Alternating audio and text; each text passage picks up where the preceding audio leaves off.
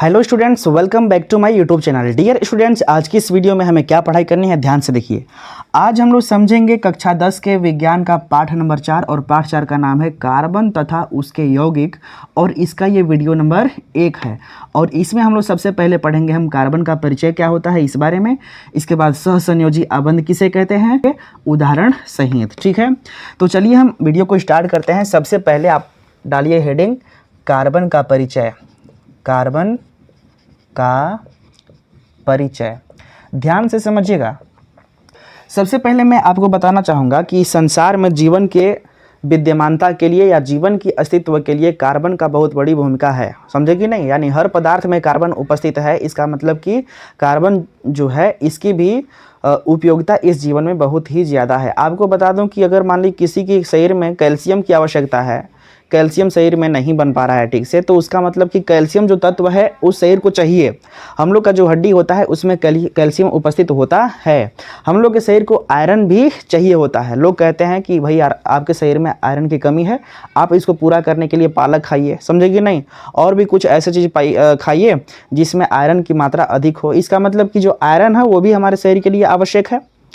ठीक है, ऑक्सीजन एक तत्व है, वो भी हमारे लिए आवश्यक है। जब तक हम ऑक्सीजन नहीं लेंगे हम जी ही नहीं पाएंगे, समझे कि नहीं।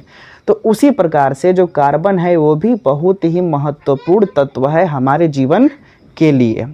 ठीक है, और आपको बता दूं कि पेड़ पौधे, जीव जंतु, वनस्पति और जितने चीज़ आपको दिख रहे होंगे सब में कार्बन उपस्थित है। हम किसी चीज़ को जलाते हैं तो जलाने के बाद जो काला पदार्थ उसमें से उत्पन्न होता है ना, वो कार्बन ही तो है, और कुछ है का नहीं, वो कार्बन ही है। ठीक है, तो सबसे पहली बात हम इसके परिचय में लिखते हैं। आप सभी लोग लिखिए। ठीक है, क्या लिखिएगा कि पृथ्वी पर जीवन के अस्तित्व के लिए डालिए और लिखिए पृथ्वी पर जीवन के अस्तित्व के लिए, अस्तित्व के लिए कार्बन बहुत ही महत्वपूर्ण तत्व है। या तो आप लिख सकते हैं कि हाइड्रोजन व ऑक्सीजन के अतिरिक्त, हाइड्रोजन व ऑक्सीजन के बाद कहिए, बाद कार्बन महत्वपूर्ण तत्व है, महत्वपूर्ण तत्व है। ये दूसरी बात, दूसरी पॉइंट आप लिख सकते हैं कि पेड़ पौधे, कौमा, जीव जंतु, वनस्पति आदि में कार्बन उपस्थित होता है, कार्बन उपस्थित होता है, समझे कि नहीं। कार्बन को C से प्रदर्शित करते हैं। अगला आप ये भी लिख लीजिए, कार्बन को C से प्रदर्शित करते हैं, प्रदर्शित करते हैं। इसका परमाणु क्रमांक ना, इसका परमाणु क्रमांक कितना होता है, 6 होता है। और परमाणु भार कितना होता है, 12 होता है। ठीक है, इस बात को आप लिख लेंगे। एक बात और बताना चाहूँगा कि कार्बन जो है लैटिन शब्द से, लैटिन भाषा से लिया गया है। और लैटिन भाषा में इसको कार्बन को कार्बो बोलते थे। क्या बोलते थे, कार्बो, जिसका अर्थ होता था कोयला। तो आप इसको भी लिख लीजिए कि यह लैटिन भाषा के, लैटिन भाषा के कार्बो शब्द से बना है। कौन सा, कार्बो शब्द से बना है, बना है, जिसका अर्थ कोयला होता है। क्या होता है, कोयला होता है। ये तो हुआ हमारा कार्बन का कुछ परिचय। इसके बाद हम समझते हैं कि सहसंयोजी आबंध क्या होता है। सह संयोजी आबंध।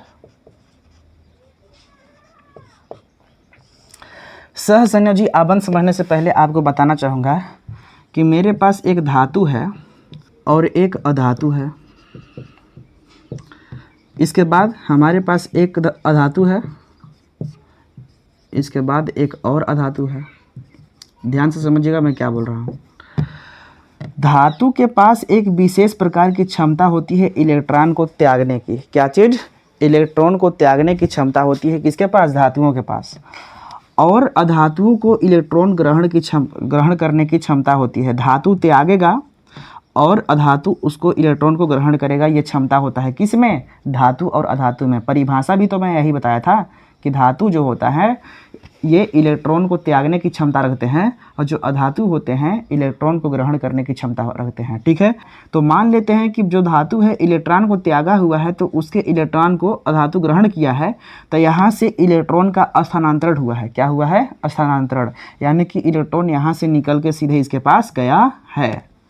तो जब इलेक्ट्रॉन के स्थानांतरण के कारण जो बंध बनता है ना, यानी धातु और अधातु के बीच में, यानी धातु और अधातु के बीच में इलेक्ट्रॉन के स्थानांतरण के कारण जो बंध बनता है, तो उस बंध को हम बोलते हैं आयनिक बंध। कौन सा बंध बोलते हैं? आयनिक बंध बोलते हैं। ध्यान से समझिएगा, समझ में आएगा अभी। ठीक है, यानी मैंने ये बताया कि यहाँ पे धातु जो है इलेक्ट्रॉन को त्यागेगा और जो अधातु है इलेक्ट्रॉन को ग्रहण करेगा। तो धातु को त्यागने के बाद और इलेक्ट्रॉन को अधातु जब ग्रहण करेगा तो यहाँ पे इलेक्ट्रॉन का हो रहा है स्थानांतरण, यानी इलेक्ट्रॉन इसमें से निकल के जा रहा है इसमें। तो जब धातु और अधातु के बीच में इलेक्ट्रॉन के स्थानांतरण के कारण जो बंध बनता है ना, उस बंध को बोलते हैं हम आयनिक बंध। क्या बोलते हैं? आयनिक बंध बोलते हैं। लेकिन हमें समझना है सहसंयोजी आबंध। तो समझिएगा, हमारे पास एक अधातु है और एक और अधातु है, और अधातुओं का गुण क्या होता है? इलेक्ट्रॉन को ग्रहण करने का। जैसे मैंने बताया कि ये भी अधातु है, इलेक्ट्रॉन को ग्रहण किया था, तो ये भी ग्रहण करना चाहता है, ये भी ग्रहण करना चाहता है, ये दोनों त्यागना ही नहीं चाहता है। तो इसके बीच में संबंध बनेगा कैसे? तो ये क्या करेगा कि इलेक्ट्रॉन की साझेदारी करेगा। इलेक्ट्रॉन की साझेदारी, भाई इलेक्ट्रॉन जो है अधातु लोग इलेक्ट्रॉन त्यागते हैं नहीं, इलेक्ट्रॉन ग्रहण करते हैं। तो इसके पास जितने इलेक्ट्रॉन की कमी होगी, इसे कहेगा कि भाई तुम अपना इलेक्ट्रॉन हमको दो कुछ दिन के लिए या कुछ समय के लिए। लेकिन ये भी कहेगा कि हमारे पास भी इलेक्ट्रॉन की कमी है भैया, तुम पूरा कर दो। तो ये भी कहेगा ठीक है, इससे कहेगा जब, तो ये भी अपना इलेक्ट्रॉन इसको देगा। ये देगा नहीं, ये खुद ही लेगा ना, साझेदारी करेगा आपस में। तो अधातुओं के बीच में इलेक्ट्रॉनों के साझेदारी की वजह से जो बंध बनता है, उसी बंध को बोला जाता है सहसंयोजी आबंध या बंध। समझे कि नहीं मैं क्या बोल रहा हूँ? यानी जब दो अधातुओं के बीच में इलेक्ट्रॉनों की साझेदारी होती है और इलेक्ट्रॉनों के साझेदारी के द्वारा जो बंध बनता है, उस बंध को बोलते हैं हम क्या चीज़? सहसंयोजी आबंध। ठीक है, तो इस बात को हम लिख लेते हैं। जब दो अधातुओं के बीच, जब दो अधातुओं के बीच इलेक्ट्रॉनों की साझेदारी के द्वारा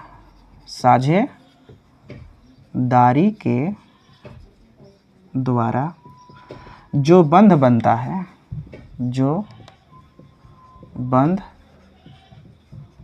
बनता है, उसे सहसंयोजी आबंध कहते हैं। उसे सहसंयोजी आबंध कहते हैं। अब हम समझते हैं इसके प्रकार, थोड़ा सा समझ लेते हैं, इसके बाद हम आगे समझेंगे ना। तो ये 3 प्रकार के होते हैं। कितने प्रकार के? 3 प्रकार के होते हैं। कौन? सहसंयोजी आबंध 3 प्रकार के होते हैं। तो इसमें पहला है एकल सहसंयोजी आबंध। एकल सहसंयोजी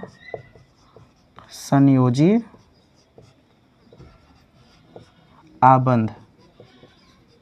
ध्यान से समझिएगा, एकल सहसंयोजी आबंध ना, जब अधातुओं के बीच में एक इलेक्ट्रॉनों की साझेदारी होती है। कितना इलेक्ट्रॉन? केवल एक ही इलेक्ट्रॉन की। तो उससे बनने वाली जो बंध होती है ना, उसको हम बोलते हैं एकल सहसंयोजी आबंध। ठीक है, यानी हम लिख सकते हैं जब दो अधातुओं के बीच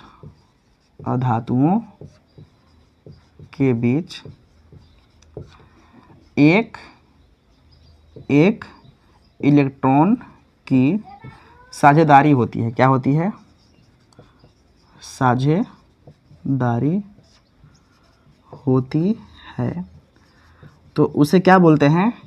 एकल सहसंयोजी आबंध कहते हैं। ठीक है, दूसरा है द्विसहसंयोजी आबंध। क्या चीज? द्विसहसंयोजी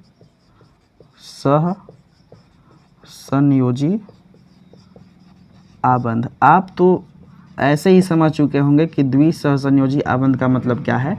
इस बार क्या होगा कि दो इलेक्ट्रॉनों की साझेदारी होगी। ठीक है, तो आप इसको लिख लीजिएगा ना, मैं केवल बता दे रहा हूँ द्विसहसंयोजी आबंध क्या होती है। आप ऐसा लिखिएगा कि जब दो अधातुओं के बीच दो इलेक्ट्रॉन की साझेदारी होती है तो उसे क्या बोलते हैं? द्विसहसंयोजी आबंध कहते हैं। आप ऐसे लिख लीजिएगा ना कि जब दो अधातुओं के बीच में दो इलेक्ट्रॉनों की साझेदारी होती है तो हम उसको बोलते हैं, उस बंध को क्या चीज़? द्विसहसंयोजी आबंध। एक और होता है, इसको बोलते हैं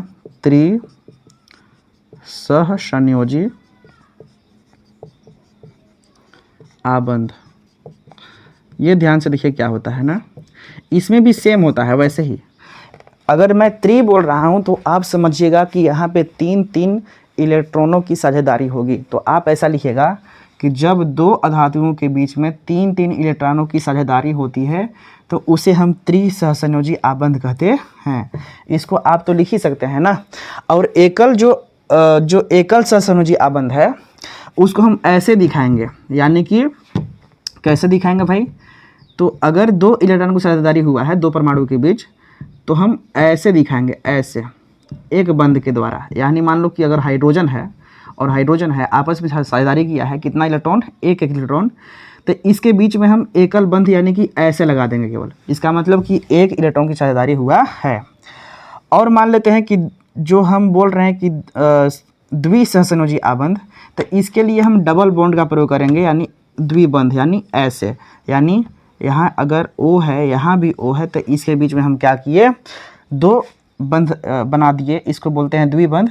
कारण क्या है ना कि यहाँ पे ये दो इलेक्ट्रॉन की साझेदारी कर रहा है, और जो तीन इलेक्ट्रॉन की साझेदारी करेगा उसके बीच में हम त्रिबंध लगा देंगे, ट्रिबॉन्ड। ठीक है, जैसे मान लेते हैं कि जो नाइट्रोजन होता है N और N, इसके बीच में त्रिबंध लगता है, ये तीन इलेक्ट्रॉनों की साझेदारी करता है। ठीक है, तो ये हुआ सहसंयोजी आबंध के क्या चीज़? प्रकार हुआ ना। अब हम समझते हैं अगला पॉइंट, कार्बन की सहसंयोजी आबंध के बारे में। ठीक है, तो अगर मैं कार्बन के परमाणु क्रमांक को 6 बताता हूँ तो परमाणु भर कितना हुआ? 12 हुआ। और जितना परमाणु क्रमांक होता है, अगर परमाणु क्रमांक मेरे पास यदि 6 है तो इसमें इलेक्ट्रॉन की संख्या भी 6 होगी और प्रोटॉन की भी संख्या भी 6 होगी।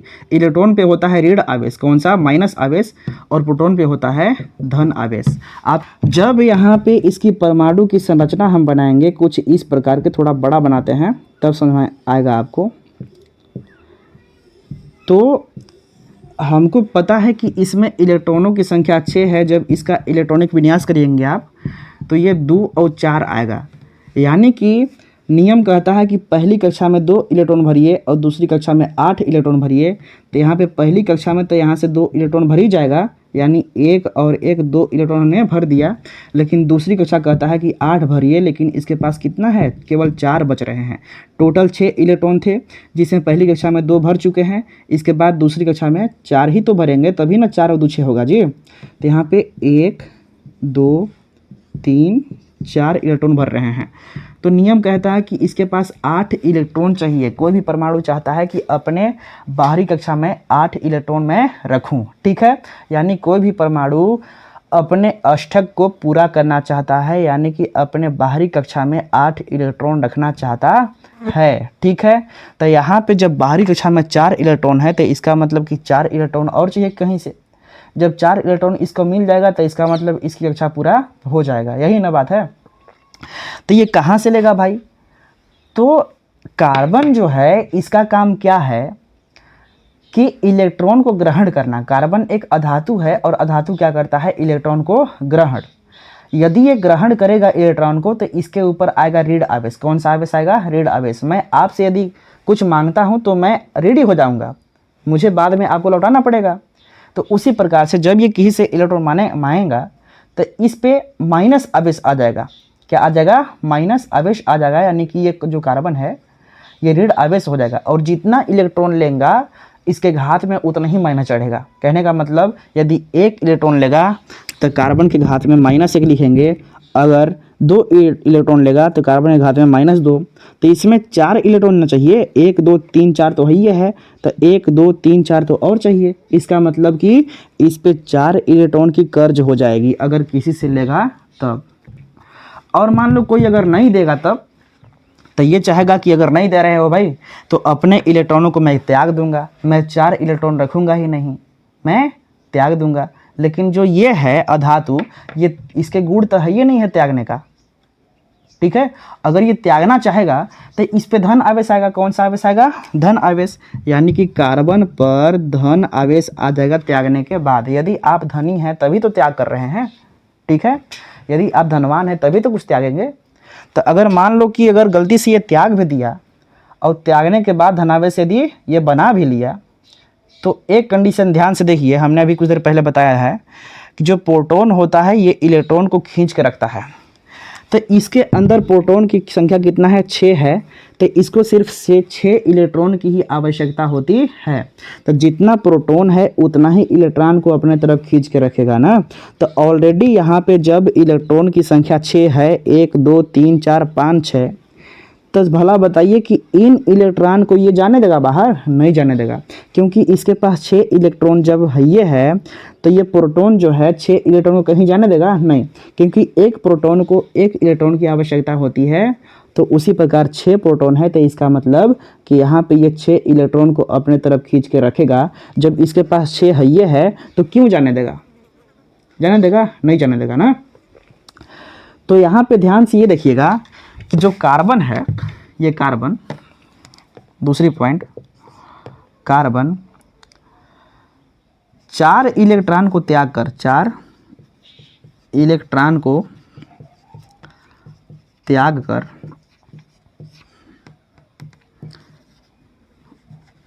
C4 प्लस, यानी कार्बन पे 4 आवेश प्लस का बना सकता है, बना सकता है।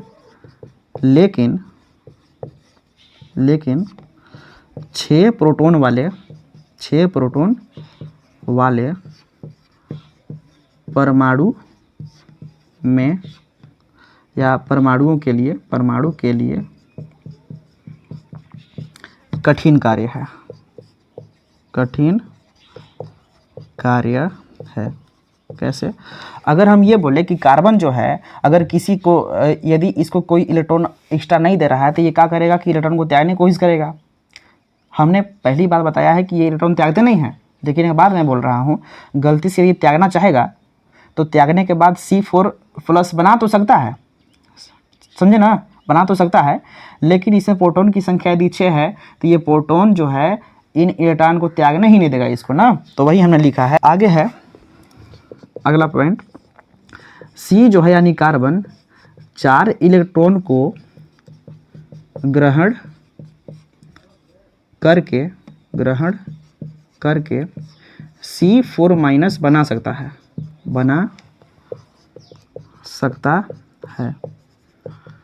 लेकिन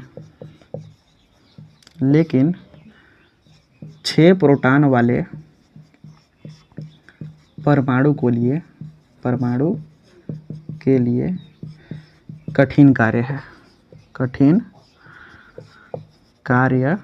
है। बात समझिएगा। शुरुआत में मैंने ये बताया कि जो ये इलेक्ट्रॉन है अगर ये त्यागेगा तो इसके ऊपर धन आवेश आ जाएगा, लेकिन यहाँ पे प्रोटॉन की संख्या अगर 6 है तो इसका मतलब ये है कि इसको त्यागना ही नहीं देगा। ये कहेगा कि हमारे पास 6 इलेक्ट्रॉन है ये है तो हम क्यों भेजें।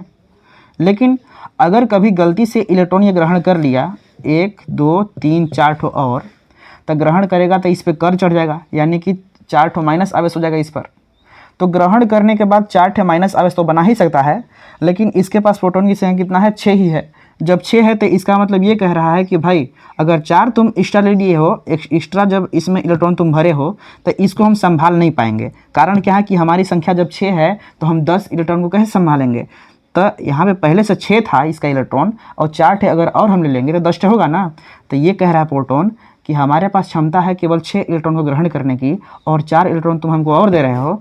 तो भैया बताइए आप कि 4 इलेक्ट्रॉन जो हमें एक्स्ट्रा में दे रहे हैं उसको सहन करने की क्षमता, संभालने की क्षमता हमको नहीं है, समझे कि नहीं। तो वही हमने लिखा है कि जो कार्बन है 4 इलेक्ट्रॉन को ग्रहण तो कर सकता है, और ग्रहण करने के बाद कार्बन पर 4 माइनस आवेश तो बना सकता है, लेकिन 6 प्रोटॉन वाले परमाणु के लिए कठिन कार्य है ना। इसमें 6 ही है, तो कहाँ से और 4 ठे ग्रहण करेगा, असंभव बात है, ठीक है।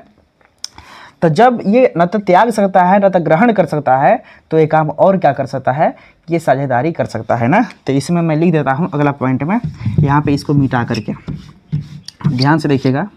अगला पॉइंट में लिख रहा हूँ, चौथा पॉइंट में लिखेंगे इसी कारण से। इसी कारण से मतलब न तो इलेक्ट्रॉन को त्यागने दे रहा है न तो इलेक्ट्रॉन को ग्रहण करने दे रहा है, तो क्या करेगा, साझेदारी करेगा। इसी कारण से कार्बन व कार्बन के परमाणु के बीच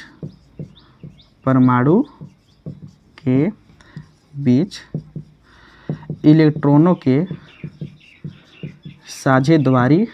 साझेदारी द्वारा बंध बनता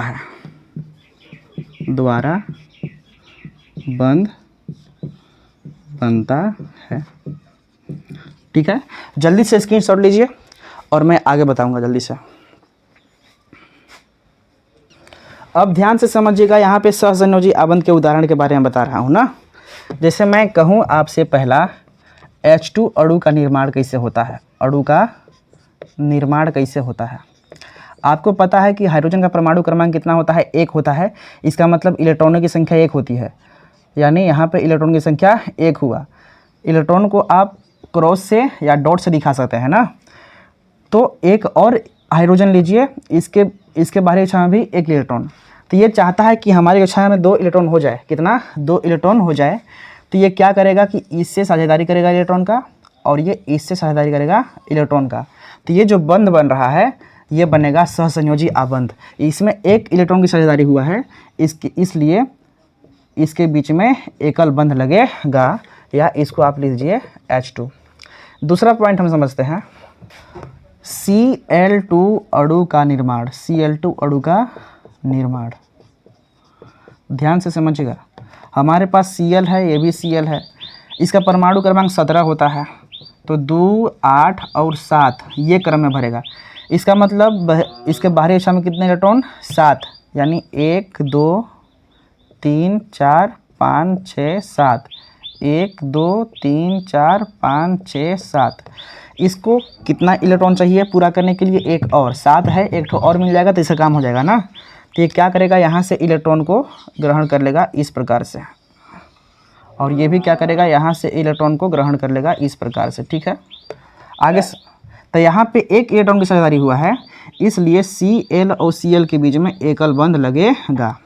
तीसरा पॉइंट समझिए, H2O अणु का निर्माण। H2O मतलब जल का निर्माण कैसे होता है, ध्यान से दिखेगा। इसमें ऑक्सीजन 1 ठो है और हाइड्रोजन 2 ठो है।